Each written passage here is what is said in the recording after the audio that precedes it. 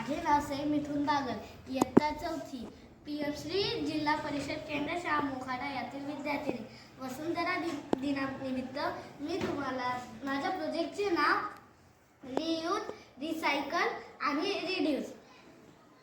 तर पहिल्यांदा आहे रिड्यूस. आपण प्लॅस्टिकच्या बॅगचा उपयोग करायला नाही पाहिजे.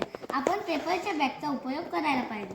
नंतर आहे सेव्ह वॉटर, म्हणजे की आपण जर पाणी आपण वेस्ट घालतो.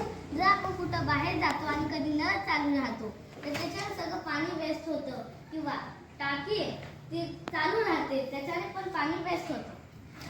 त्याच्यानंतर आहे आपण कुठे पण जाताना जर खाऊ वगैरे काही खात असतो तर त्याचे टप्पर आपण डायरेक्ट रस्त्यावर फेकतो, तर ते रस्त्यावर न टाकता डस्टबिनमध्ये टाकायला पाहिजे. आणि इलेक्ट्रिसिटी म्हणजे की आपल्याला जर आपण या रूममध्ये या खोलीत असू तर त्या खोलीचा लाईट बंद करायला पाहिजे.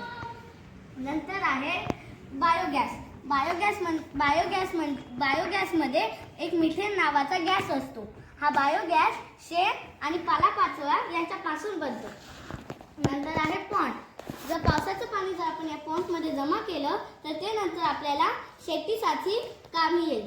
त्याच्यानंतर आहे आपली जुने पुस्तकं, आपली जुनी वह्या किंवा आपले टॉय, ते सगळे आपण गरजू व्यक्तींना द्यायला पाहिजे. त्याच्यानंतर आहे हे खत. आपण साल वेगवेगळे करतो, हे म्हणजे फळांची साले टाकतो, मग प्लास्टिक टाकतो, अशा सर्व वस्तू एकत्र करतो. तर त्याच्यापेक्षा आपण त्याचं सगळं वेगवेगळं केलं आणि या अशा एका डब्यात टाकलं तर त्याच्यापासून आपल्याला खत बनतं. आणि त्या खताचा उपयोग आपण शेतासाठी आणि बागेसाठी करू शकतो. त्याच्यानंतर आहे नारळाचं झाड. या नारळाच्या झाडापासून आपण झाडू बनवू शकतो, बाउल्स बनवू शकतो आणि अजून काय काय बनवू शकतो. त्याच्यानंतर आहे न्यूजपेपरपासून आपण काही डेकोरेटिंगसाठी काही वस्तू बनवू शकतो. त्याच्यानंतर आहे आपले जुने कपडे किंवा आपल्या जुन्या बॅग, तर त्याच्यापासून आपण पायपुसणी बनवू शकतो, उशी बनवू शकतो आणि अजून काही काय बनवू शकतो. त्याच्यानंतर जर आपल्या घरात आणि सोलार पॅनल, जर सूर्याच्या ऊर्जेपासून हा सोलार पॅनलकडे ऊर्जा येते, त्याच्याने इलेक्ट्रिसिटी बनते. त्याच्यानंतर आहे हे आपले मटेरियल्स. जर काचेच्या ह्याच्यात काचच टाकायचा, मेटलच्या ह्याच्यात मेटलच टाकायचा आणि प्लॅस्टिकच्या ह्याच्यात प्लॅस्टिकच टाकायचा.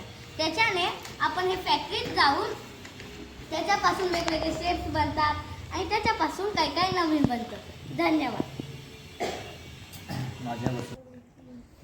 माझी वसुंधरा सुरक्षित ठेवा आणि चांगली ठेवा. धन्यवाद.